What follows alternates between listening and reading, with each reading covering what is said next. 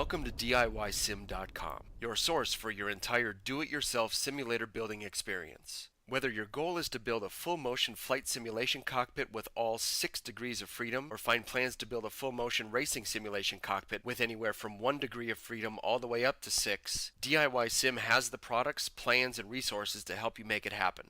Our DIY Sim brand is backed by one of the most innovative sim building organizations in the world. Simcraft creates driver, in-the-loop simulators with proper kinetics for motion simulation, a technology that is unique to Simcraft and which accurately recreates high-speed vehicle dynamics. Simcraft simulator systems enable drivers to develop and enhance their car control skills efficiently and effectively, any track, any car, any day, all day. DIYSim.com has it all. Please start and finish your sim building experiences with us.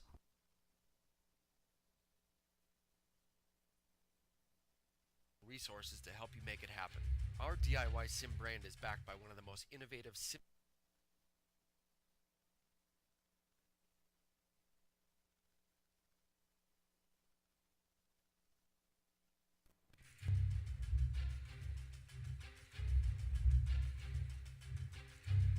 Welcome to the Circuit de Spa-Francorchamps, home of Round 2 in the DIYSim.com BMW Z4 Challenge, and you're watching it live on the Global Sim Racing channel.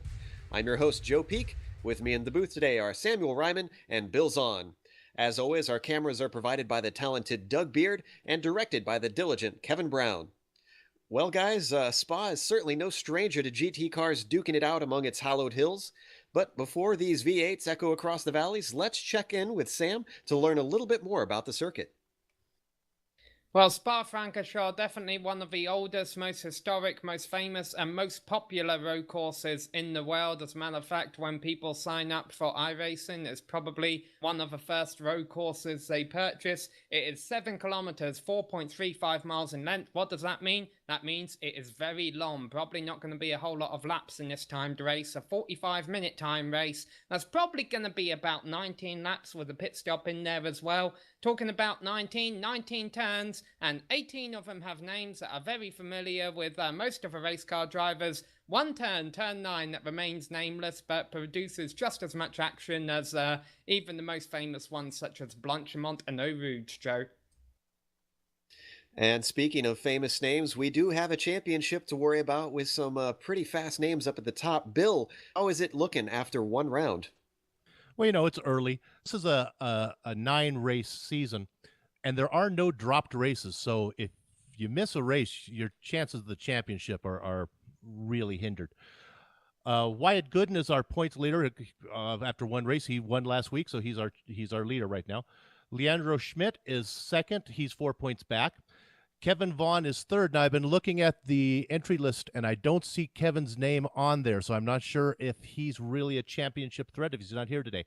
Alex Below is 9 points back in fourth place, and Scott Power rounds out the top 5, and I didn't see Scott on the list either. So we'll keep an eye on that. There's a couple other drivers we'll want to keep an. And we might have lost Bill for just a second, but hopefully he should be able to come back. Yeah, there's some interesting things going on with the championship there. Definitely had some good fights up front, especially for that second place battle. And we understand that actually Scott Power is on vacation at the moment, so that's why he has not shown up today. Some of the things to watch out for today as we watch the cars go around for qualifying now. We've got about 11 minutes left in that. As you can see on the clock, they are allowed to do 4 laps for over 15 minutes for this qualifying session, and they are on the track by themselves, actually. So you might see a switch from car to car, and they might be next to each other, but yet not visible. So that explains why we have sudden jumps if we switch to another car there. But some of the stories to talk about, drafting, definitely something I think that these guys are going to have to worry about today, Sam. Yeah, absolutely. The first major drafting opportunity is going to be down the straight we call the Camel Straight that comes out of Eau Rouge and down to the the Lays Combs chicane area at the start of a lap. Also, you have the Blanchimont section. Honestly, I'm not too familiar with the BMW, so I'm not sure how close you can get to holding it wide open through there. But that leads up to the bus stop at the end of the course, where you can overtake on the inside or the outside. That's the great thing about chicanes, is that if you're on the outside for one turn, you're on the inside for the next. So certainly could see some exciting racing there. Spa-Francorchamps just has everything. It has chicanes, there's hairpins, there's fast turns, medium-sized turns, small turns, downhills, uphills. So, you know, if there's something that you're good at, that you think, hey, I can make a pass here, chances are you can get done at Spa-Francorchamps. And we're going to show you just how much variety there is in these turns as we take an onboard lap around the track. Let's bring that video up and give you a look. All right, Kevin Brown is behind the wheel of the GSRC BMW, so let's do a lap around Spa. The very first corner is the nefarious La Source hairpin. Turn 1 pileups are common here, so drivers will need their heads on a swivel. 3 and sometimes even 4 wide can happen as everyone jockeys for position. As you exit, getting the power down is going to be critical due to the combination of the downhill and the long acceleration zone. Heading by the old pits, you got to hug that wall to the right and set up for Eau Rouge. Then hold your breath and keep your foot down as you try to straighten this baby out. Guys who push wide at Rodillon are going to wind up with a slowdown penalty, and that is going to hurt as everyone blows by them along the Kemmel Straight. Now we switch to an uphill climb to the highest point on the circuit. The Lacombe chicane coming up will be one of your best passing opportunities, though it is possible to defend from the outside. You can expect guys to pass up an easy overtake into La Source and wait to get somebody here. As you switch back and forth, make sure you set up for Malmedy to keep anybody from getting a run on you toward Ravage. Now it's all downhill from here. Literally. We've got a steep plunge into the braking zone and all the way around this 180-degree corner. You're likely to experience understeer, but before you know it, it's time to get to the right and flick it through no-name corner. Now we set it up for Pouan. With the grip of these cars, there's just a little braking and then holding on as the car tries to slide wide into that paved runoff. As soon as you feel you've got the line, time to ease onto that right pedal and accelerate the rest of the way around this very fast corner.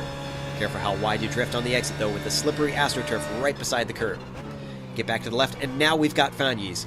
Make sure and hug the inside on that right-hander to give yourself the best launch towards Stavolo. Once again, be wary of that AstroTurf.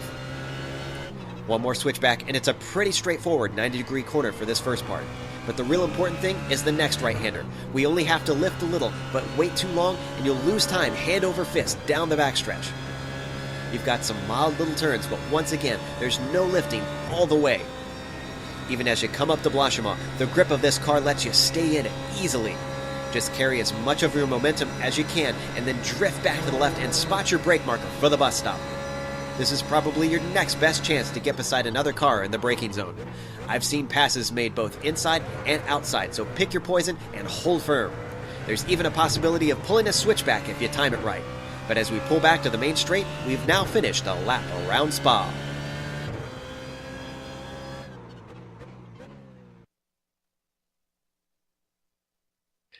Well, Bill, speaking of history, that turn 1, which we saw in here, certainly has its own history, and we're kind of wondering if these guys are going to be able to make it through it today. Well, you know, it has a history not only in real world racing, but in sim world racing as well. Last week at Montreal, the guys did great, and that's a really tight circuit. They were not they got through the first lap clean, but to be honest with you, I don't think that Montreal was conducive to good racing. It was all the passing zones were followed by chicanes. It was just, we didn't have a pass for the lead, and maybe one pass for second or third place. I think today here at Spa, we're going to be looking at something very, very different. Wouldn't you say, Sam, that there are 3 really good passing spots, and the draft is going to play a huge factor, don't you think? It is, and there are 3 very good passing spots. La Source, opening hairpin to the lap, Les Combs, and also the bus stop chicane towards the end of a lap. However, that doesn't mean that that's going to be the only place you're going to see passes. Drivers are going to try and make it work wherever they can around here, because you said, Bill, that Montreal was a tight circuit, and maybe that's why everyone was playing it conservative in the first race. They thought, hey, This is a kind of a new circuit to the iRacing service. This is a new series, a new car. Heck is gonna break loose on the first lap. I don't want to be in it, and that's why they all played it careful, got through the first lap without incident in Montreal. Now you come into Spa, where everyone's thinking, oh, well, if Montreal went well, that means that we have a good bunch of drivers on our hands. And, I know this circuit Spa because everyone's raced here before, who does road course racing. It's a much more open, much more longer circuit. And I'm just slightly worried that that's going to lead to overconfidence in a few of these drivers. And maybe we will see a couple more incidents on the opening lap. Now I have to wonder if that parking spot thing was intentional with some of the slow corners around here, Sam.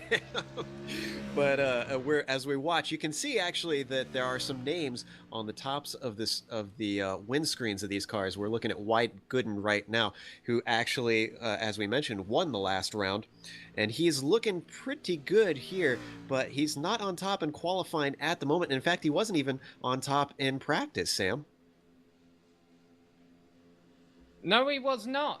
Leandro Schmidt was on the top in practice, a 2 minute 17.5, and as we look at the qualifying times, a 2 minute 17.8 is his fastest qualifying lap right now. Now, that could actually be a lot to do with the draft, Joe. That 3/10 that he is missing out on, and since they're doing single car qualifying runs, he may not have anybody to slipstream, and that's why he's 3/10 slower. But I noticed in practice, that there were 6 cars that from Frank Phillips in 6th place in practice, he ran a 2:18.1, and Derek Waller down in a 2:18.7, so 0.6 of a second gap there, which almost makes you think it would be a 6-horse race. However, in qualifying, we got the big gap is from about 8th to 9th place. Matt Malone on a 2:18.7, and Craig McKenzie in 9th place right now on a 2:19.2. Now, I know we've still got time to go in qualifying, so cars could improve, but I have a feeling we might see a pack of cars break out at the front here, because the times are very, very close at the top of the board between all the alien fast drivers, as we like to call them on iRacing, and then there just seems to be a bit of a drop-off once you get about 7-8 cars down the order. Well, an interesting development just happened. Leandro Schmidt just spun before the timing line out of the bus stop on his final qualifying lap. I'm pretty sure, yeah, he just exited out of his car. So Leandro is not going to improve on his time. That 2:17.8 is going to stand whatever everybody else does. Quick note, as they just start to finish up qualifying, since everybody's kind of getting to their final lap here, there were some winners of some various cash prizes. Our top 3 were some of them. Wyatt Gooden got 15 for first, Schmidt got 10 for second, and then Kevin Vaughn got $5 for third place. Also, Mackenzie and Ross got $5 each for a Lucky Dog award, and then John Kelly got $2 for the hard charger. He improved the most positions, and then Alex Bilal, least incidents on the lead lap for the Clean and Mean award, got $2. So these guys are fighting for more than just bragging rights, Bill. You know, Joe, I think we got to tip our hats to DIY.com. You know, they're providing that's like $50 worth of extra prizes for these guys each race. That's nothing to sneeze at, you know, for a young guy who's working at McDonald's. That's a nice prize. Yeah, absolutely. I mean, I think DIYsim.com should be very proud to sponsor a series like this, especially with the prestige of some of the names of these drivers and what good of a show that they put on last week. I'm anticipating just as good of one now. We've got about 2 minutes left in the race, or I'm sorry, in the qualifying, actually. I hope we don't have 2 minutes left in the race. So things are starting to wrap up here, and we're starting to get a feel for how things are going to look in qualifying. I'm going to check through real quick to see if anybody is actually still running their laps here. I see someone on lap 3, so we've got a few guys. We need to wait just a little bit longer before we start calling the qualifying times. This is a rolling start, so we will get a little bit of time extra to call that. Some of the other stories to talk about, they are going to have a pit stop today, Sam, and the question is, tires or no tires? We didn't see a lot in the last race, but we understand that it's 2 extra seconds if they want them. Yeah, and you might want to take him here because this is such a faster, longer, more demanding course as opposed to Montreal, where the speeds are a little bit slower. A lot of the turns are tight chicanes there. Joe, I want to talk about a development in qualifying. I don't see any front runners out on the track right now. Right after we mentioned it, Leandro Schmidt did get bumped from pole by Wyatt Gooden. So it may be Gooden is unstoppable, although granted, he only got pole by 0.03 of a second. Oof, yeah, it's extremely tight up there, about 25 1,000ths of a second between Wyatt and Leandro there in first and second. So the front row is going to be interesting, especially that run down to that La Source hairpin to see if somebody's anxious, or as the race goes on, as we mentioned, the draft, since they're so close in time, it could come down to some NASCAR style last lap sniping for the lead. We'll have to just wait and see. We've got actually just finished qualifying. So now things are in order. Let's go through the qualifying. As we mentioned, Wyatt Gooden has the pole in first, with Leandro Schmidt completing the front row in second. Mark Seidler is starting in third. Newcomer, obviously, in this series. I think we mentioned that. Frank Phillips is starting in fourth. Chris Damron Jr. starting in fifth. Kyle Potts is starting in sixth. Alex Blau brings up seventh, not as high as he was last week, apparently. Matt Malone is starting eighth. Craig McKenzie is in ninth, and Matthew Thill is starting in 10th.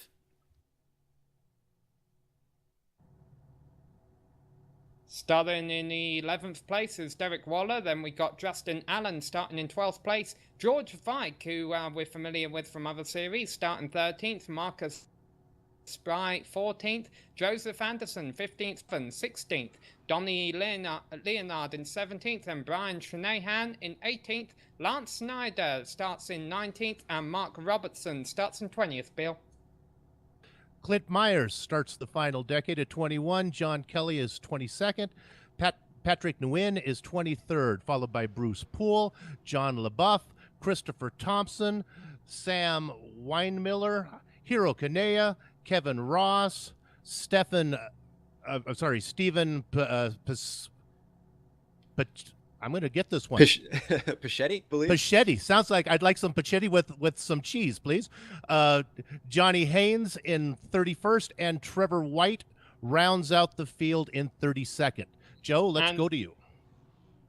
Yes, and you can see them lining up right now behind the pace car. They're not going to do a complete lap because of the length of this course, so they are going to just come around Blanchimont through the bus stop, and then they're going to accelerate away. And this is going to be a bit interesting, Sam, with some of the guys probably still coming through the bus stop when they get that green.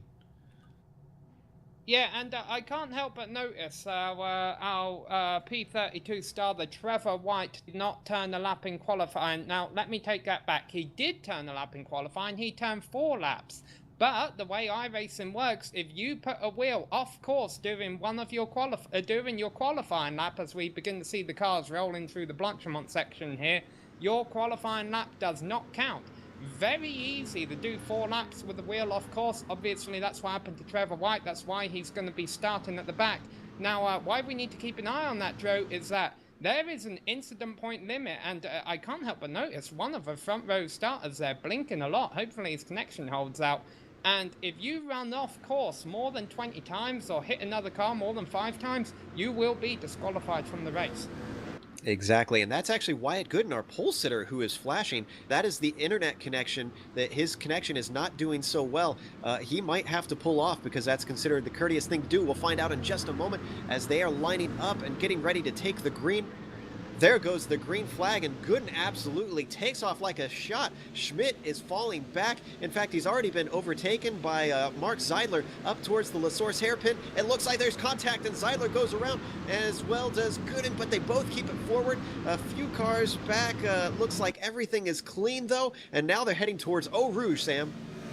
Seidler actually got helped by Schmidt there. He actually sideways in the turn and helped in turn. But look at that, Seidler ran off course. He ran completely off in Eau Rouge. He's going to have to serve a slowdown penalty here down the Camel Straight. He's going to lose a lot of spots, Joe. And I can't help but notice that Wyatt Gooden's bad internet connection actually helped him on the start there as they go 3 wide. That's Chris Damron Jr. up to second.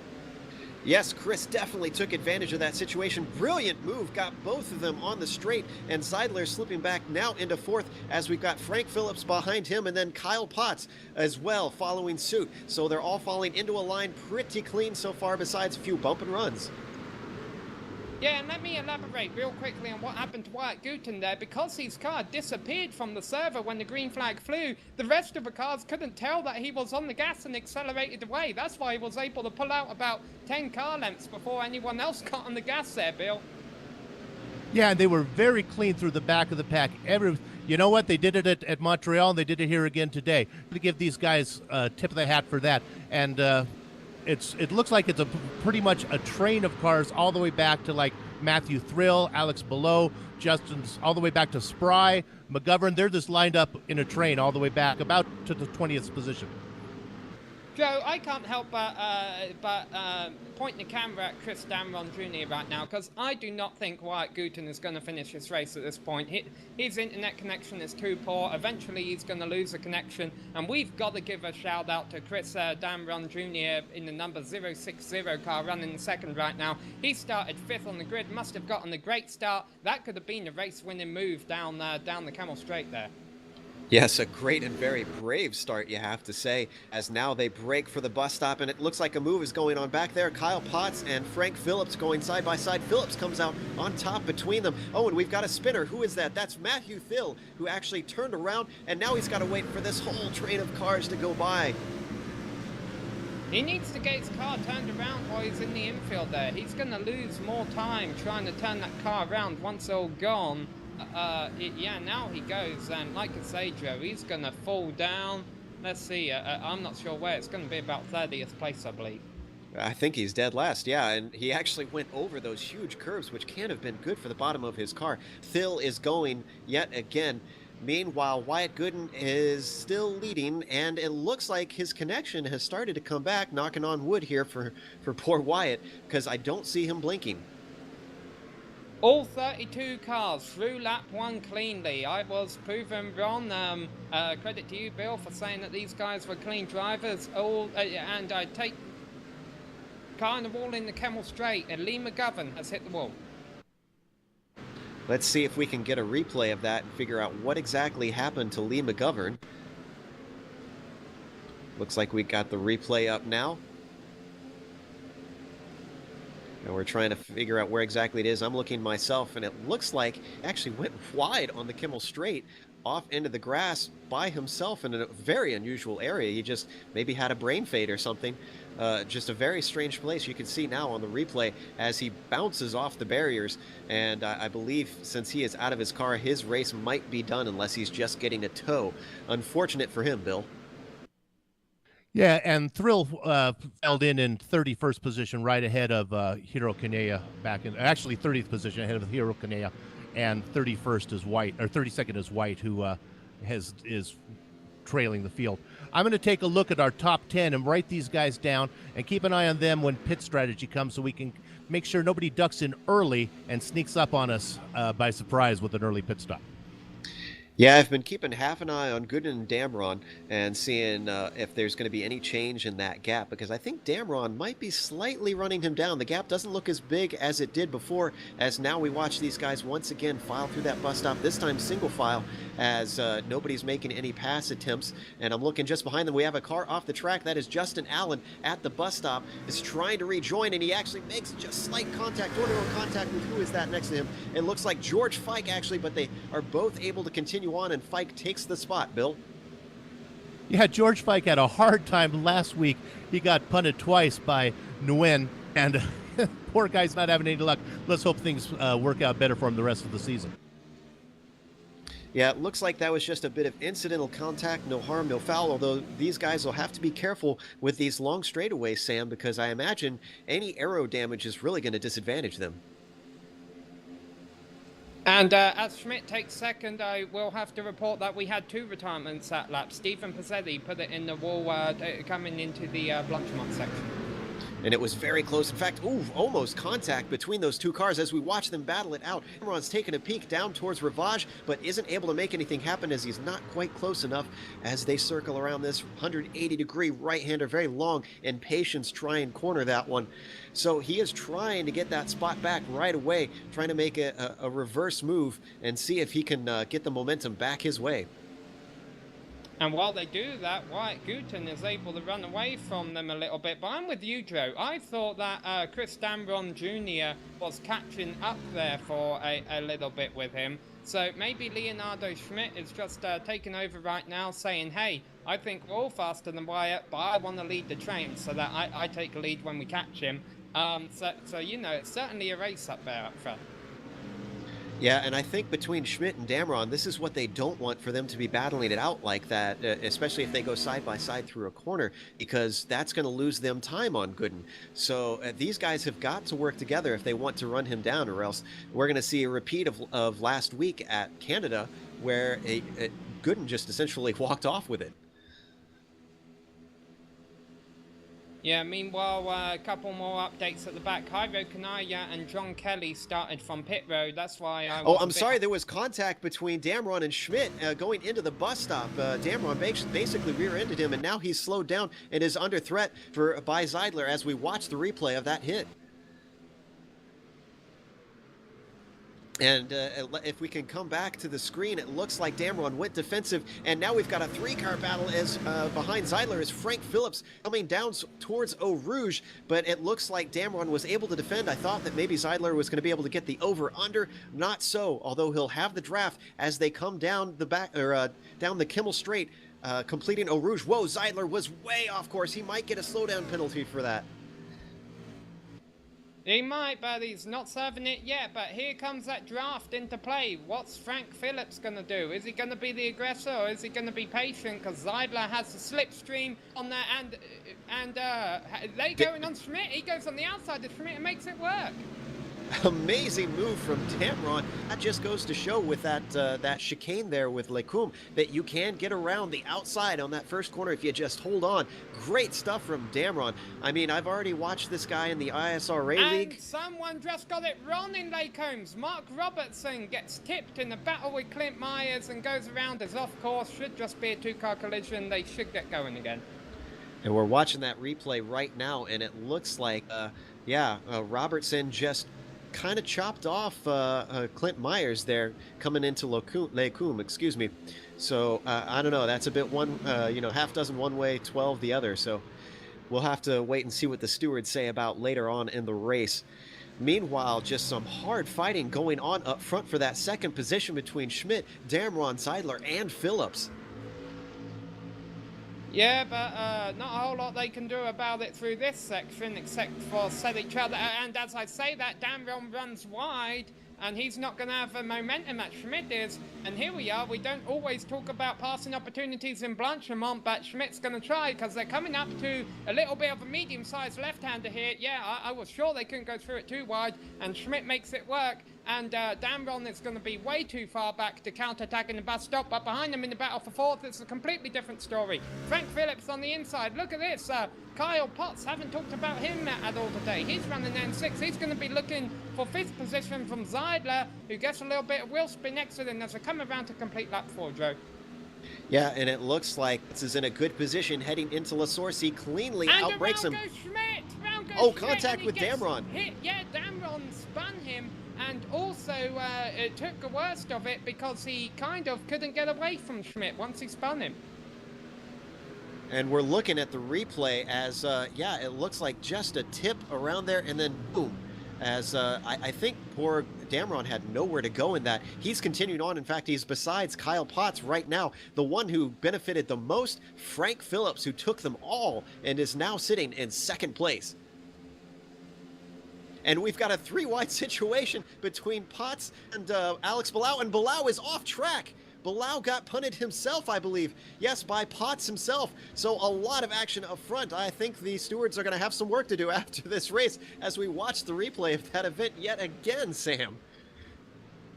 There's incidents everywhere. George Fike and Brian Shanahan were just involved in an accident. There's there's chaos everywhere, but now finally second through fifth have been able to spread out. Schmidt is still in sixth with a lot of damage on his car. This is allowing cars... I've got to be honest, they're all still getting back on course. It's just some cars with a lot more damage than they used to have. You know, from what I noticed at Montreal, these cars seem to be very, very tough. I saw George Fike get punted twice, and his car seemed to have no damage. Real quick, if I can steal the action away, let's go back and look at 16th place, John LaBeouf. I think your poor friend Fike got hit again there, actually. We're looking at the replay right now, and it looks like coming through no-name corner as he enters it right now. He just gets a little bit loose, and the car behind him, I'm not sure who that was in that gray car, gave him a tap, but it looks like just a spin and a bump against the wall, and Fike is able to get it going. Like you said, very sturdy car. Unfortunately, one who was not able to get it going was Alex Bilal, who was sitting in 7th last time by the line, and is now instead sitting in the pits, Bill. Yeah, well, as I was mentioning, there's been a battle going on back in 14, 15, 16 with Brian Shanahan, Bruce Poole, and John LaBeouf, and George Fike has been in there too. It's been so exciting up in front, but if we take a quick look at Bruce Poole, he's in that yellow and white car. He's battling right now with Brian. Brian Shanahan is just going ahead of the sorry guys. I got a little bit behind. George Fike is there, so you see LaBeouf and Poole, and these guys are swapping positions left and right. It's crazy back here, about 13th and back.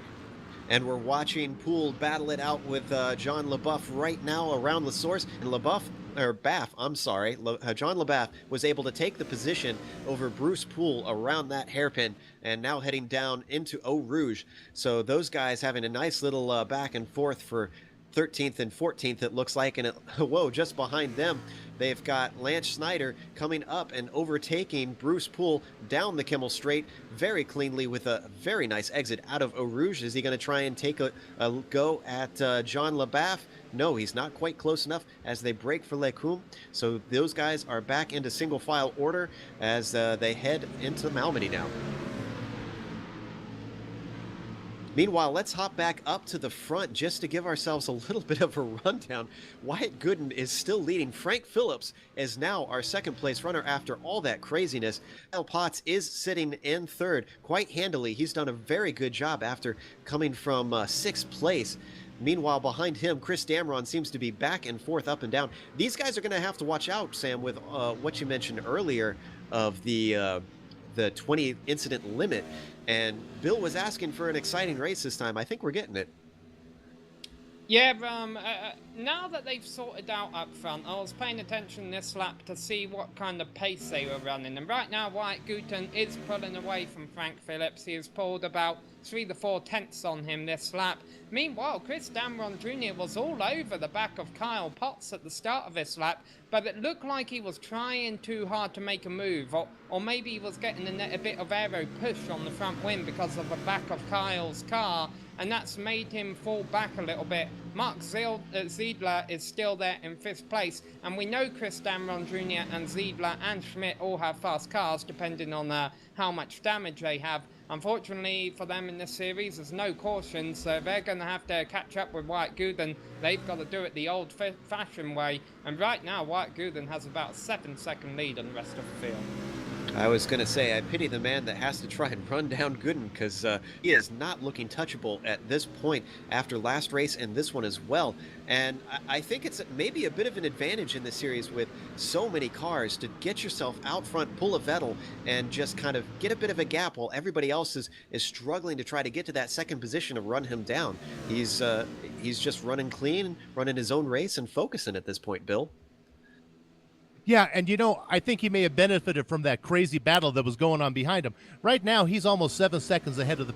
But I want to bring up one thing. I was watching him in practice, and we mentioned it earlier in the race. He's having internet connection problems. He had to actually disconnect from practice 2 or 3 times to get it to work.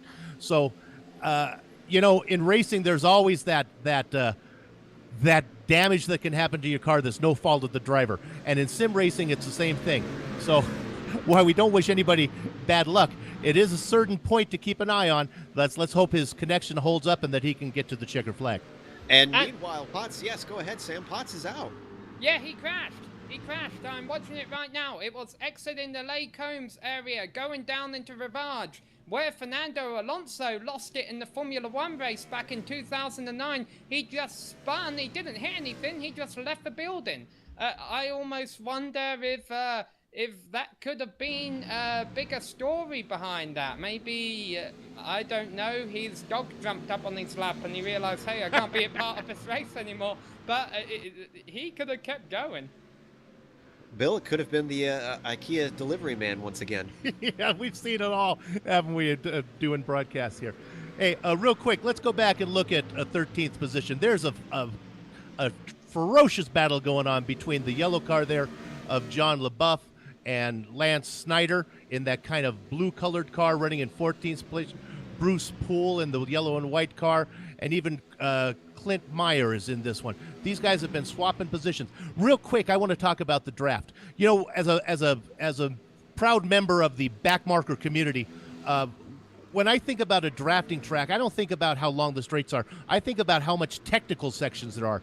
And I think here at Spa, there's not enough twisty sections to really break the draft. So look for those guys 2nd through 5th to hold position and run in a pack most of the ways, don't you think, guys? Absolutely, and now we're watching Lance Snyder on the outside of John LaBeouf in the Source hairpin, not able to get it done, and that puts him under threat from Clint Myers, and it looks like Clint did not get a good enough exit to run him down, but they're going to try and go side by side through Eau Rouge, and Lance is the one to be able to hold out, and it looks like in the game of chicken, Lance is the one with the bigger cojones, and now he's even got a good run on John LaBeouf, and he's going to try and get him down the Kimmel Straight, Sam. Yeah, you cannot go side by side through Eau Rouge unless you're really, really special. Lance Schneider, though, it looks like it's going to make us work on the outside of John LaBeouf, who works out that Lake Combs isn't always the best place to make a move either. And a slight update, Chris Damron Jr. from 3rd place is out of a race. What's happened there? 3rd place, not the place to be today. They are just dropping like flies. We're going for replay to see if we can figure out what happened. I'm looking myself. It looks like, yes, we're going into No Name Corner, and we've seen this before with George Fike. He goes just a little bit wide, and he can't get it, and then he loses connection. So it looks like it was a connection issue. Oh, no, it might have been a disqualification. We talked about that 20 incident limit. Maybe that's what happened to Kyle Potts. That could have been very early on the race to be hitting that limit. I mean, you see that you have 16 or 18 incident points, 7 laps in the race. I have a feeling you back it down some. Well, I kind of wonder if these guys have the adrenaline going. They're not even looking at the text on the screen telling them how many incidents they're getting. They're looking to push and try and run down Wyatt and completely forgot, it seems. We can only speculate at this point. In the meantime, Gooden is still leading by a handy margin, but his connection issues are back as he starts to blink in and out. Interestingly, Frank Phillips, who we're watching on our screen we were for a moment there, is holding down 2nd, and then behind him is Mark Zeidler, who is a fair bit back, 11 seconds back from Gooden himself at the moment. So nobody's really having to battle up here, but it seems to be just a battle with themselves and the course, Bill. Yeah, well, the good news about Gooden is he's running all by himself, so he's really not being impolite by staying on the track. But when he starts to if he were to start to battle, that could really be an issue for him, you know? Meanwhile, I'm watching Derek Waller, who's going around the outside of Leandro Schmidt. I think Schmidt might have had a slowdown penalty because he was going very slow down the Kimmel Straight. And this is for 4th and 5th position between these guys. So this is one of the top spots that they are vying for, and Waller is doing quite well. This is a bit of a different spot from what we're used to seeing him in the Enduro Pro Series, where he tends to be a bit more farther down the field, but he's doing a handy job in this BMW. Sam seems to like this car, actually. Yeah, meanwhile, scheduled pit stops have begun.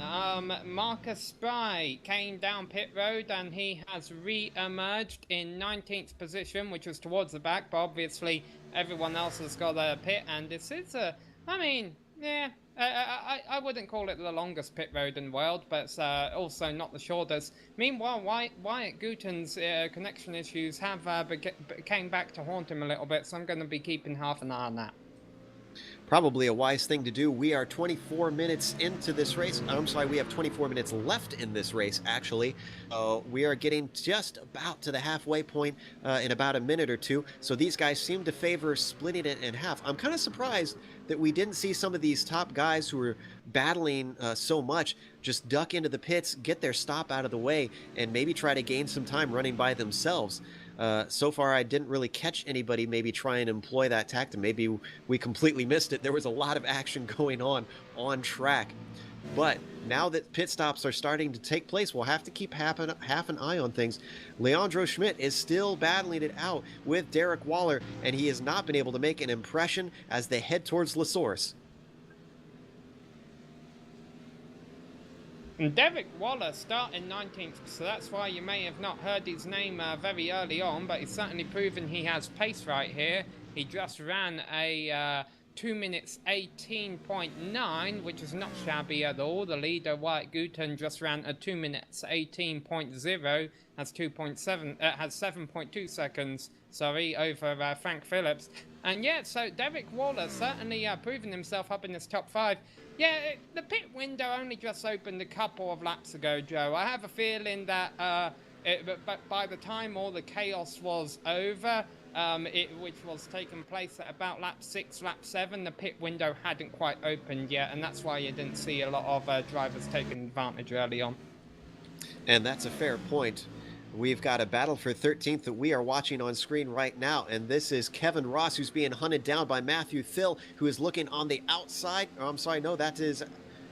That's Kevin Ross, who was on the outside of Bruce Poole as they head into the hairpin and almost getting hit. Matthew Thill was almost hit by Christopher Thompson, and Thompson is slow to get out of that Lacombe chicane, but now gets the car going once again, thankfully, without, I think, any contact being made. Thill now looking on the inside of Ross into Ravage, but not able to make anything happen. We've still got Thill behind Ross, behind Bruce Poole, as they continue to try and get that 12th spot. Where's Schmidt gone? Where's Schmidt gone? He was coming through No Name Corner last time I saw him on track and ran off course. Did that give him his 20th incident point? Because he is no longer part of this race from 5th position. Another one bites the dust. This is pretty incredible. Now, one thing that I find interesting in all of this, Bill, is that we saw really clean racing a week before, and now it's just pretty chaotic. And I feel like some of the guys are really taking advantage, guys like Derek Waller. You're someone who's very familiar with leagues that have a lot of cars on track at time with the MX5 World Tour. What kind of advice do you have for these guys that, what kind of lessons do you think they're learning out there trying to deal with so much traffic and so much battling? Well, I think it's the nature of the beast. As I see some cars coming in for the pits right now, it looks like Mackenzie's coming in and Justin Allen is coming in. They were in 7th and 8th. I think it's the nature of the beast of Spa. I think there's so much time that can be picked up by cutting the course here, cutting the course there, that drivers are picking up those instance points, and then they get close to the limit, and then they make a mistake and they're gone. You can't do that when you're at Montreal because there's walls there. I mean, it's really not a lot of time to be gained at Montreal compared to Spa, and I think that's why we're seeing drivers really shooting themselves in the foot. And we're currently watching John LeBaff try to hunt down Lance Snyder. He's not close enough now, but they're heading towards Eau Rouge. As we've seen, all it takes is a decent run out of this corner, and he could try and hunt him down. That draft has really been keeping guys close, as you mentioned. And it looks like he did get a very good run as he starts to reel him in, Sam. And it looks like we're actually going to Phil here, who is on his own battle with Kevin Ross, also heading down the Kimmel Straight. Phil is currently past him and cleanly outbreaks him into Lacombe. Yeah, and this is Bruce Poole was in this battle. It has simmered down a lot now because Poole has gone into the pits, which may be a wise decision if these two keep battling each other. May be able to make up that time on the clean track. Now let's remember, Matthew Thiel spun at the very start of a race and fell down to about 30th position. He's done very well to get back up here, Bill. Yeah, guys, I'm looking at the pit stops, and I really still haven't seen one of our top runners in the pit yet. Gooden is still out, Phillips is out, Zeidler is out, Waller is out. These are the names we've been looking at all race. So there's really nothing happening up front. The pits have been, the stops have been coming from like 8th or 9th back. Now, I hate to open up this can of worms again because I know it was a point of contention, Bill, but I wonder if some of these guys up front are employing the old, go as far as you can and know a little bit more accurately how much fuel you need to save that time to take that tenth less in the pit stops. Yeah, I think right now Gooden is just I think all these guys have a nice rhythm going on. I don't see any reason for them to pit now. When you think about it, they're so far in front. When they pit, it's hard to say where they're going to come out on the track as far as traffic goes. They could be looking at lap traffic. Let's give a quick shout out, if we can get our director to go back here, to Craig McKenzie. He's having a nice race in 7th place, quietly running. Now he won he hasn't crossed my line yet on this one. McKenzie, he won a nice $5 prize for the random drawing last week for participating. He also won a $50 prize for another series that he was in. So things have been going very well for Craig McKenzie. Currently running in 12th right now, just behind Donnie Leonard, who is running in 11th. He outbraked himself, unfortunately, going into the bus stop, but managed to keep it off of the green AstroTurf and keep from getting himself another incident point. So he continues on in 12th position now as we see him cross the line and our screens get updated. Just behind him, though, we've got quite a battle going on. We've got Justin Allen and John Kelly and Donnie Leonard and Marcus Spry all in a line together and battling it out. Yeah, and I'm going to have to do some more research on how many of these cars have pit and how many haven't pit, but the key thing here is it shows you that pitting early strategy definitely has its disadvantages. There's so much traffic back in the pack. Some cars may be slower than you, as we watch Marcus Spry try and make a pass on Donnie Leonard here. It's not necessarily a good idea to pit early, because you could come out in traffic and be held up as Marcus Spry goes off, or do something like that. And very, very well done by Marcus Spry back there to not hurry back onto the circuit and have a collision with Matt Malone. I was just going to say, I was going to give credit to Matt Malone for being heads up in that situation, but ahead of them, we got a crash. That's Donnie Leonard, who just ran into John Kelly, and Kelly was in the kitty litter getting the car back onto Ravage and on its way. We're going to watch that replay right now, and that was just I would have to say, a dive bomb situation. And the leaders are in the pits, Bill. Gooden has come in, Phillips has come in, Zeidler has come in, Waller's come in. So the top 4 guys are all in. I'm going to keep an eye on Gooden right now. He's at the very far pit stall.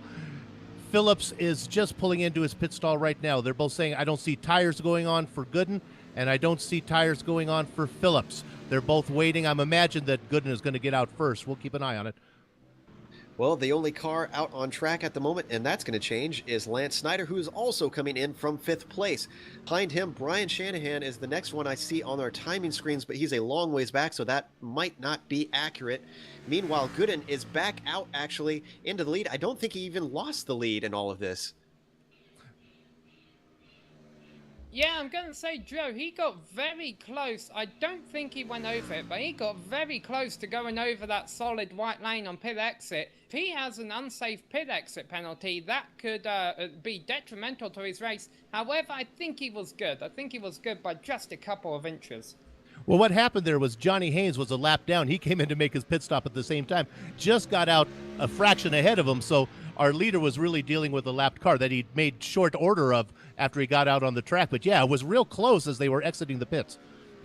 We are currently on lap 13, and we have about 13 minutes left to go in this race, and time is ticking down. So if Wyatt Gooden made a mistake like that, he's not going to have much time to try and make that back up. So we'll have to wait and see. I think we'll see within a lap or two on whether he ducks in again and has to serve a penalty if he got one. If he does, that's just going to hand things over to Frank Phillips with ease, because Mark Zeidler is a little bit back, and unless traffic gets in his way or Phillips makes a mistake, he could run away with this. Yeah, and the great thing about Spa-Francorchamps is because it's such a large circuit, traffic doesn't really play much of a role. The next car ahead of our leader, Wyatt Gooden, is crossing the start-finish line right now. Wyatt Gooden still has this entire run through Blanchiment and the bus stop to go through before he catches him. He may catch him if he's fast enough, but it'll take a while. And he currently has 6 seconds over Frank Phillips. Frank reeled in a couple of seconds on his pit stop. but I think Wyatt should be safe, providing he doesn't make any mistakes. Providing none of them make any mistakes, looks like the top 3 should be our eventual podium, but you never know what may happen. Marcus Spry, who was running midfield, is now out of the race. Interesting. So another one drops. In the meantime, it looks like, well, we're getting information that Leandro got 12x from behind. So that it must have been what we were talking about before about his incident limit hit the max, unfortunately.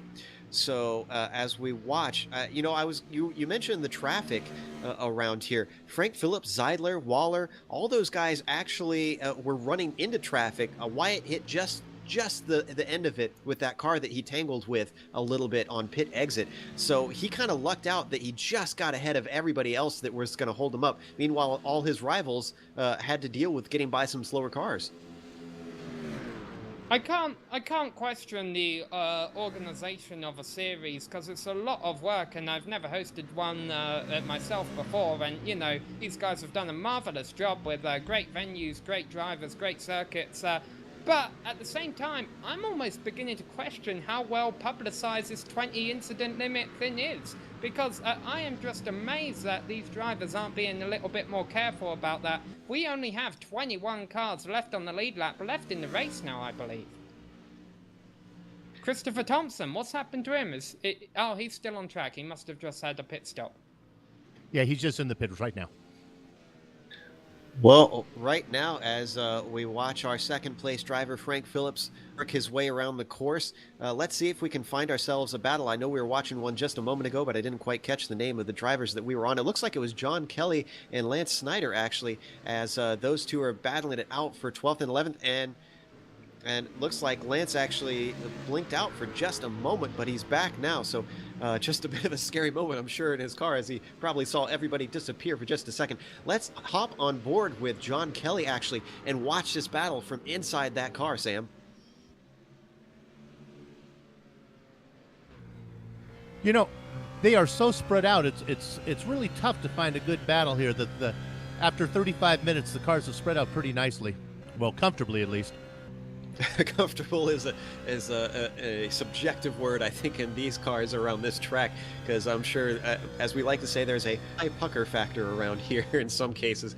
Meanwhile, as John Kelly is still trying to run down Snyder's car, as we watch that pink and white car work its way through Fognies and now into Stavolo, he's not quite able to make much inroads onto that car in front of him to try and work himself up towards the top 10. It looks like maybe his best chance is try to get a run out of here up towards Blanchimont and get that draft. This is a real nice battle between Kelly, Snyder, and Anderson back here for the left of the 12th that we're watching. You know, I went out and took a couple laps in the car to get used to Spa and what it was like in the BMW. And I got to tell you, I was scared, and I was in the safety of my cockpit here in this beautiful Green Valley Lake vacation home that I'm sitting in.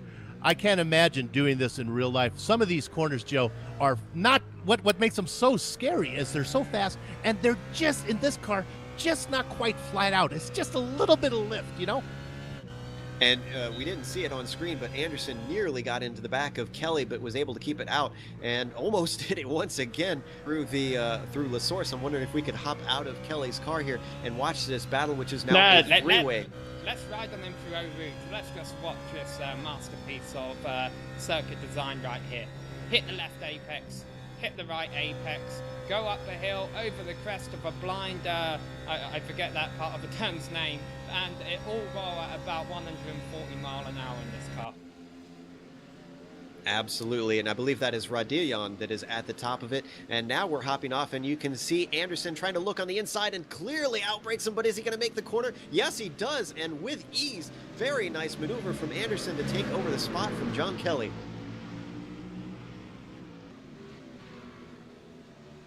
And it looks like Kelly's not giving up as they head towards Rivage, but he's not close enough to make the maneuver. He's going to try and square off the corner, but there's just not a long enough run for him to do anything. They head into No Name Corner. Now he starts to close up as they plunge down the hill towards Pouan. And unfortunately, he did not get a good exit and starts to lose ground. Anderson, meanwhile, has got his sights set on Lance Snyder, who is sitting in the 10th position, just behind Matthew Thill, who is in ninth. And I believe Matthew has taken his stop, has he not? Or am I incorrect in that? No, finally. He was out there forever. He must have been running on fumes. He was one of the last cars to stop. We can keep an eye on this battle there because it's so exciting. I got to give a shout out to the 5th place driver, Craig McKenzie. I talked about him earlier. He's now up into the top 5. That's a nice, really nice race for him.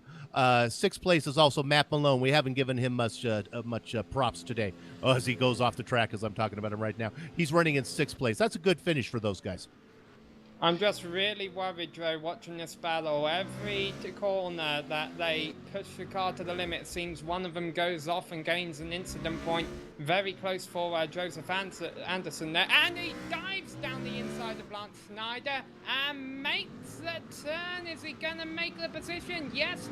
And as a matter of fact, Lance Snyder now coming under threat from John Kelly. But that is twice in a lap. We've seen Joseph Anderson just being king of the brake pedal. And it looks like Snyder wanted revenge, but he wasn't able to do it. As you said, Anderson just phenomenal on those brakes. I think we should mention to the people at home that these cars are on a fixed setup, so everybody has got the same setup. This is all down to driver skill out here, guys. I think Sam. I think we lost Bill for a second there. I'm sorry, I'm not bad. If you're looking at a limit of 20 incidents per race, what are we running here? We're running about, we figured, 19 laps. So that's 1 incident per laps. And these guys are cutting corners at least once a lap. Yeah, they're going to have to be careful as Lance Schneider tried to take a look, but once again just cannot make a dent on Joseph Anderson as they get the binders on Anderson. Just incredible. This is Cannonball Clayson type stuff, Sam.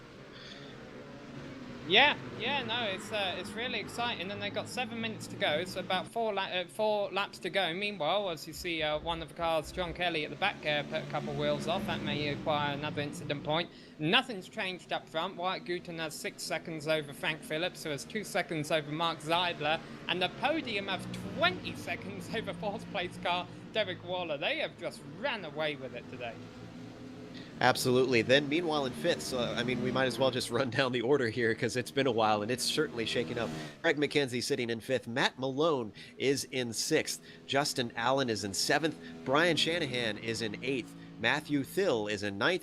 And then rounding out the top 10 is Joseph Anderson at the moment. Now, remember, with Thill sitting in 9th, he almost came from the very last position on the first lap after that spin. So this has been just a great run from him.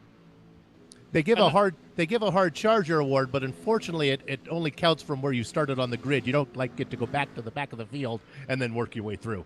That would have been a very clever ploy. I wish I had thought of that one.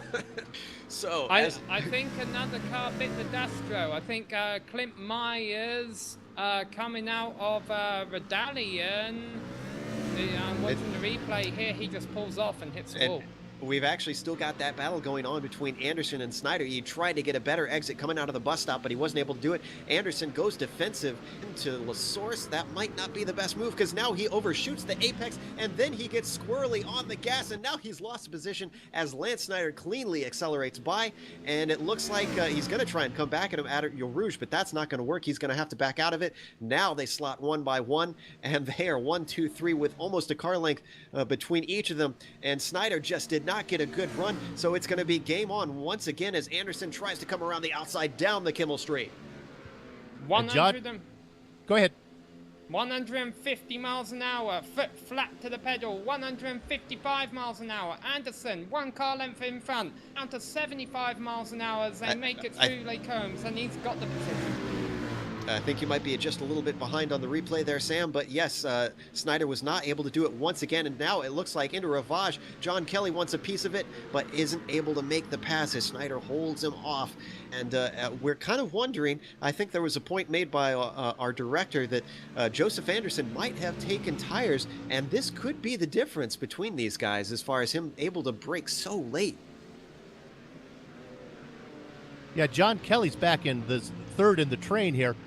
This kind of waiting for one of them to make a mistake so he can get in there. He's right there with them, though. Yeah, I think he's in the best position of these guys as our time ticks down. In fact, I'm looking at the clock. We've got about 4.5 minutes left to go. So they're only going to maybe get 2, 3 more laps in before they get the checkered flag here. If I was of these three, I'd want to be John Kelly because you can get that draft. And if you just get it at the right moment, you can overtake both guys. But it's a risky move. But at the same time, all it takes is those two tangling in front, Sam, and he could pick up 2 spots just as easily. Yeah, meanwhile, I'm watching the battle for 14th as well between Bruce Paul and Josh Labath as they come up through Blanchemont here. They're going to stay single file, which you kind of have to through this part of the course. Labath, I don't think is going to be able to get a run on him through the bus stop, but certainly a battle to keep an eye on. Yeah, Poole is doing a good job on keeping him at bay at the moment. Nice clean line through the bus stop. Not so, can you say, for John Labaff, who has dropped just a little bit of time. Must not have gotten a good acceleration, good grip out of that corner. Now they're heading into La Source. Let's see if he can do a better job out of this next slow corner. Perhaps. Meanwhile, the battle for 8th is still on between Matthew Thiel and Brian Shanahan as they come into the overtaking opportunity. That is Lake Holmes, but nothing happening there. So we'll go back to this battle for 13th, but that seems to have broken up. They're only going to have about 1 or 2 more opportunities down this long part of the circuit, Joe. In fact, I think it's worth pointing out that Joseph Anderson is behind Lance Snyder and by a significant gap. Same thing with John Kelly. So somehow Snyder has changed those positions, and I believe actually it must have been just after the start-finish line because right now scoring is showing Anderson in front of Snyder. So that had to have been recent there, Sam. Yep. Yeah, you're right. Anderson is behind Schneider in this battle for 10th position. Meanwhile, there are 2 minutes and 50 seconds left in the race as Wyatt Goodland comes across the line. That means there'll still be half a minute next time he goes across the line, so I have a feeling there's 2 laps left to go here. And he's currently got a 6.4 second lead over Frank Phillips as now Phillips comes across the line. Zeidler is just behind him, and as he comes across, it is now a 12-second gap back to Wyatt Goodland. In fact, he lost 3 seconds to the leader, so Zeidler must have had a slowdown or some sort of problem on that lap himself. And then, as we mentioned before, it's a long ways back to Derek Waller sitting in 4th, but he has been doing such a phenomenal job. I really hate to say that because we seem to have a bad habit of cursing people whenever we do that, Bill, but we have to give credit to Derek Waller for just doing an incredible job coming from 11th to 4th here. And we'll go up. We'll take a quick look at 5th place there. It's Craig McKenzie in a nice battle with Matt Malone. They're both kind of in orange, or McKenzie's in that orange and black car, and Malone is following in 6th place in that orange and white car. McKenzie's having a nice run, but Matt Malone, I think, has the pace to get him. So I'm looking for Matt to steal a 5th top 5 here. And I believe McKenzie is actually in green as we see them come through Eau Rouge on the screen. It's okay. Trading Pains is playing tricks on us. We'll have to explain that to the audience later. It's my eyes. Well, in the meantime, McKenzie is just holding nicely in front of Malone down the Kimmel Straight, which is a... Oh, we got a battle side by side going through Eau Rouge between John Labath and Bruce Paul, but Labath gives in. But still, it certainly shows this battle is on. That Paul does not get through Eau Rouge good. Labath is going to have the opportunity to take him down on the inside of a Camel Straight here. So he's going to have to get it done within the first part of Lake Holmes. Because if he takes more than one turn, then that'll give Bruce Paul the inside here. They come into the braking zone side by side. Bruce Paul laid on the brakes. He might have had advantage going through the left-hander here. John Labath might have to wait. Oh, no, he's not. He's got the position down the inside now. Because the next 2 turns of right-handers, John Labath is going to get the 13th place. Excellent side-by-side racing, but it's not over yet as Bull very well braking around the outside of Ravage. They've been side-by-side for at least 4 corners now. Now Labath has the preferred corner and just overtakes him, but he's going to come back at him as it looks like, Labath is coming back around the outside as Poole has the inside coming towards Pouan. I would not want to be side-by-side through this one. They're trying it and still holding on amazingly as Labath is not giving up and just a tap onto the back of Poole. and it looks like they are able to hold on to it. I'm sorry, Poole was in front there. It's getting confusing between these two guys. I apologize, but amazing racing for at least 6 corners side by side there, Sam. The clock is down to 0 and Gooden is on his final lap. The white flag is in the air for these cars as they come across the line this time by. We got about for 5th, we got about for 8th, and we got about for 13th. Yeah, Poole is McKenzie and Malone are really going at it in 5th and 6th, and Malone's giving everything. Malone in the orange car is giving McKenzie in that green car, and I have the right schemes in front of me. God didn't give me good color vision there. McKenzie's holding them off, but I think Malone's going to get him down the straight here. Well, as long as you can tell green from red, that's all you need as a driver, I suppose. McKenzie doesn't quite get a very good run through Eau Rouge, but neither does Malone as he bobbles coming up over Radillon. He's still got the draft, though, and he's trying to close in as they come towards Lecumbe. I'm going to try and keep half an eye on Wyatt Gooden once he gets close to the start-finish line, and McKenzie goes defensive. Malone is not quite good enough through the corner, but he's got a better apex through that first part and still isn't able to make it happen as they head through Malmedy. Where is Wyatt Gooden in all of this? Now heading through Stavelo. He's only got a few more corners, and he's going to make it 2 for 2 today, Sam. Yeah, I mean, it's not too difficult through this final section. You can pretty much almost take the penultimate corner flat out. Then, of course, just brake early for the bus stop because he got a 7-second gap behind you. The last 20 cars left on the lead lap left in the race have done a nice job keeping on track. I'm going to hand it over to you, Joe, because Wyatt Gooden is coming through the bus stop to finish this race. One more left-hander. All he has to do is keep it on the track in case he has too many incident points. He does so nicely and comes across the line to take the win in round 2 at Spa-Francorchamps and DIY.sim.com VSRA BMW Z4 Challenge. And commentator's curse, Donny Leonard will not make it to the finish line. He was running in 16th position. Meanwhile, Bill, this battle for 5th is still on as they come up through the Blanchemont section here and down to the bus stop. Yeah, McKenzie's done a great job. He's been running a little bit defensive to hold back Malone. I think he's gonna have to do it. Malone's gonna have to get him before the bus stop, or it's gonna be too late. Or he's going to have to get very good acceleration. Tries to outbrake him, really closes up. Look at that, right on the bumper. He's going to try the over-under as they come around this final corner. He doesn't quite have enough. And to the line, as long as he's got enough fuel, it looks like Craig McKenzie is going to take 5th. Matt Malone is going to finish 6th. Great battle between those two. Yep, and I'm just watching back through the field here. Matthew Thiel, he might be low on fuel, Joe, because he has dropped from 9th to 11th in this race. We'll have to ask him about that post-race. Lance Snyder going to finish 9th. Joseph Anderson gets the top 10 out of that. Matthew Thiel, yeah, I think he might be out on fuel or something because he's just going really slow, but he was able to pick off 11th in front of John Kelly in 12th there. That's a sad end to such a phenomenal drive from Phil. I mean, I really want to give that guy a pat on the back. He finished 11th, and all was said and done from what it looks like. And it sucks that after charging through like that, it was just an error in your pit stop that lost just so many places. We've got a number of guys that are finishing up. In fact, it looks like we've still got quite a few that are still trying to make it to the line, including a battle between Patrick Ryan and Donnie Leonard. Apparently it was not a battle, and Patrick was able to claim 16th while Donnie was out of the race. So that was a mistake on my part from the timing. I apologize. Now we've just about got everybody across the line. Sam Weinmiller is coming across in 18th, and Hiro Kanaya, our last driver on the lead lap, is going to complete everybody in this race, coming across the line and finishing up. So we are going to come back after a short break. We're going to have some interviews, and we are going to announce the unofficial results for this race. Stick around and don't miss a thing.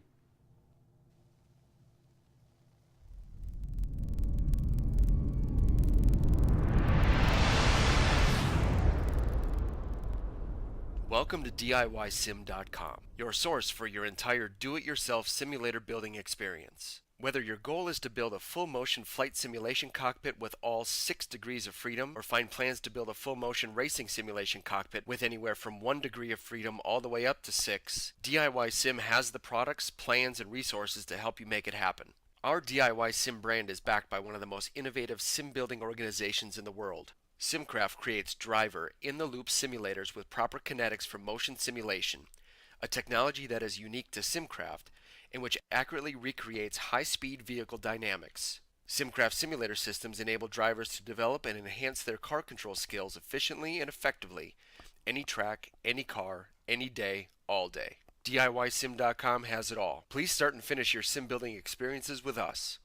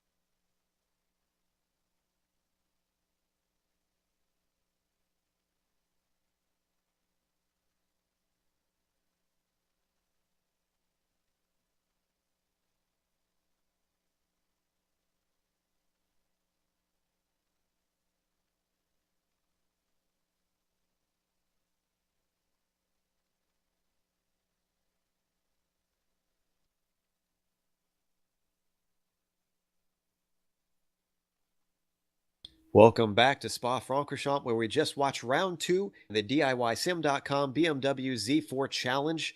And boy, was it an exciting and chaotic race around here, which Spa usually puts on. We've got the unofficial results presented by DIYSim.com.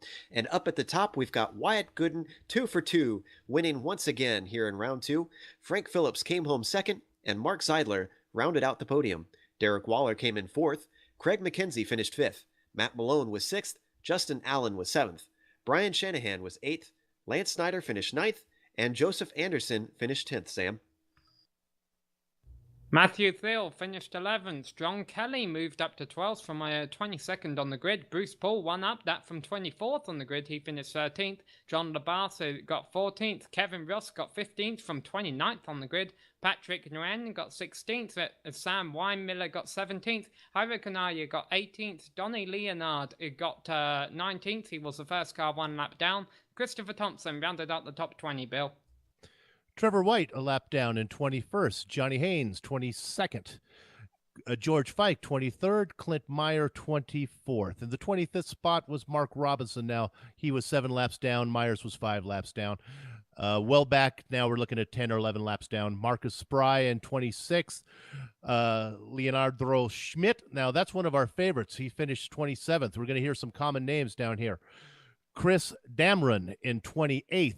Kyle Potts in 29th, Alex Below in 30th. These are all big name drivers down here.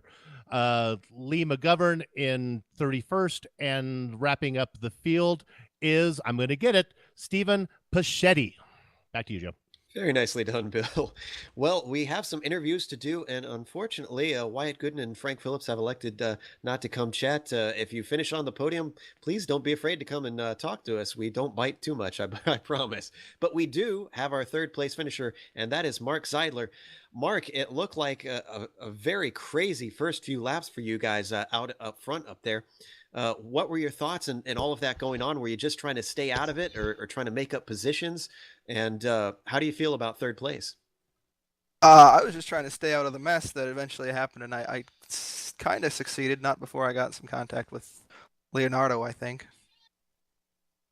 Now, with pit stops, it seemed like a lot of the lead guys waited until later on to try and pit. Was that intentional from your side to try and avoid some of the traffic, or did you change plans at all coming in?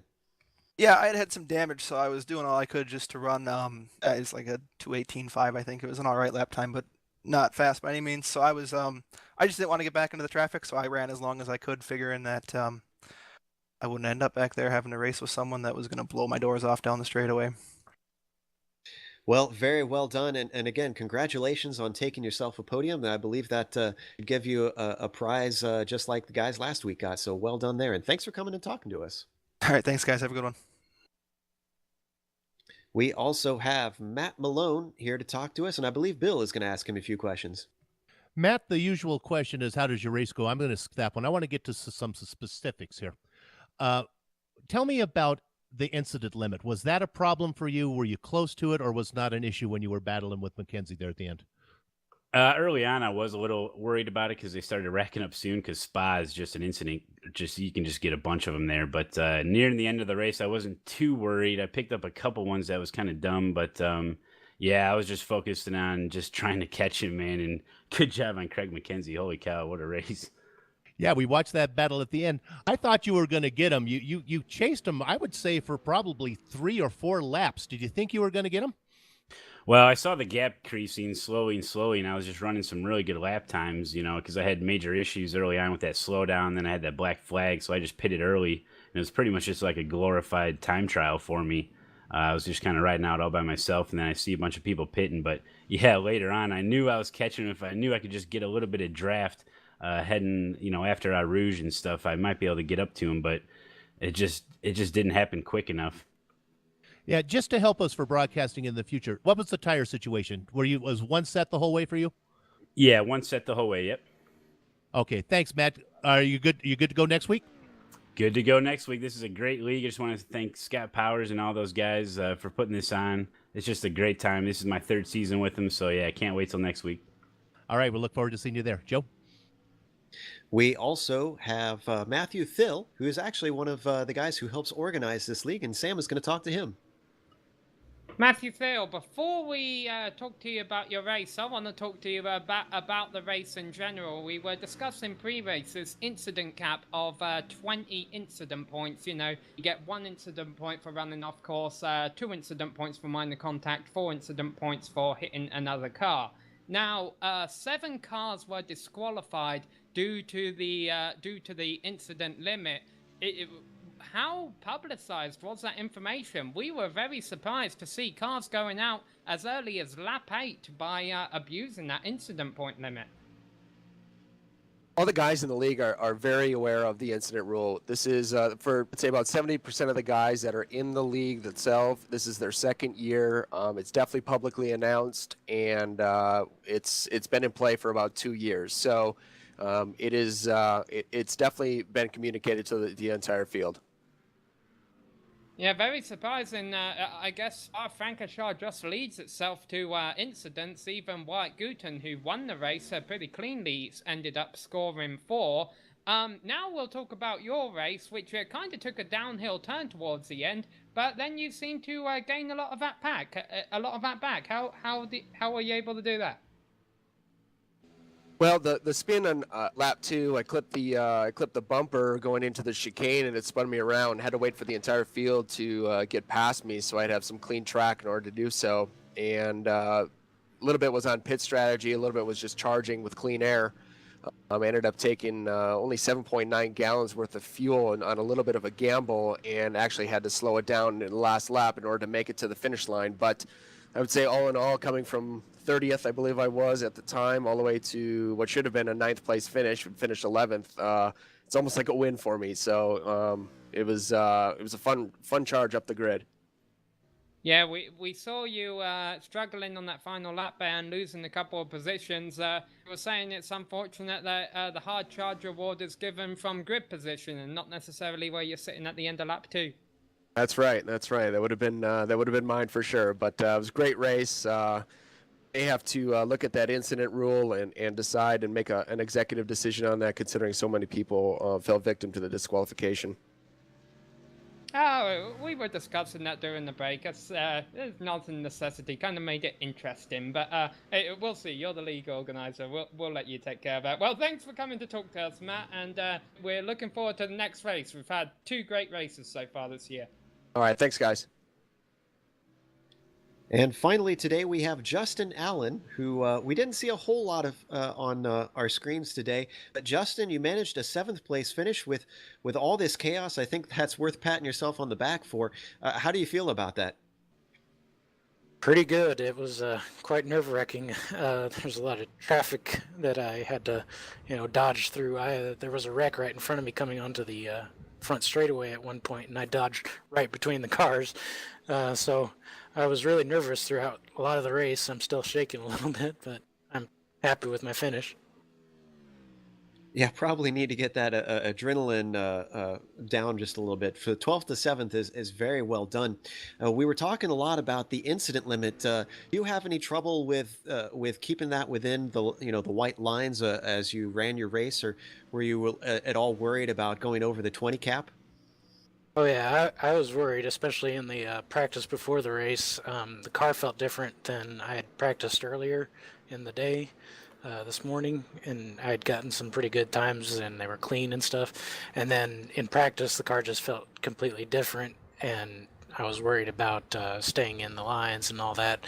And then on the track, I was during the race, I got a few incidents and worried about that. But fortunately, the one collision I had didn't cause any damage to my car. I don't think it caused any damage to the other car, so everything turned out good for the best, and I managed to keep it within the limit. So that's always a good thing to have.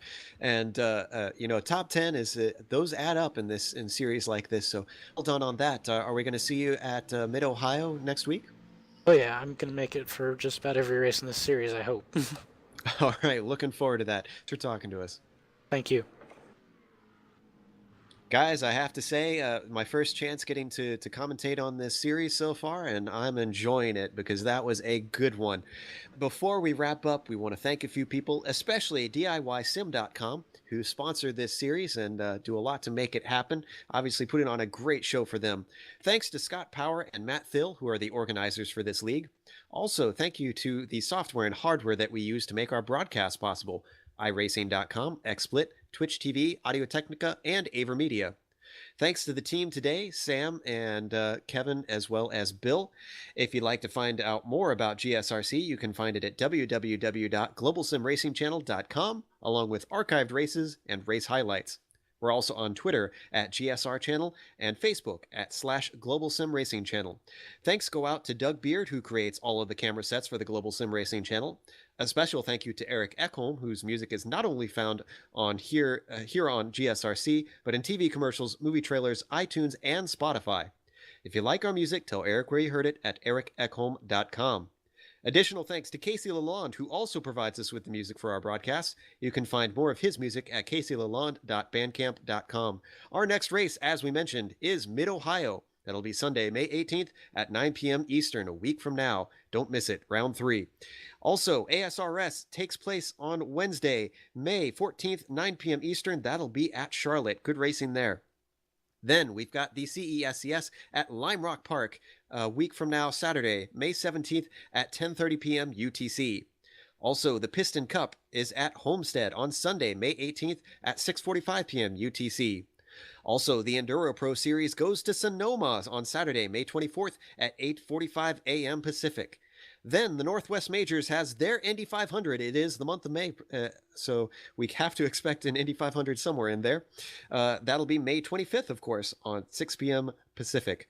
Also, the iSuper Speedway Series is at Talladega, Friday, May 30th at 10 p.m. Eastern. Also, I want to give a special mention, a happy anniversary to my wife. It is our 1-year anniversary today, so love you, sweetie, and I'll be wrapping up with this soon. But until next time, race clean, race hard, and we'll see you on the track.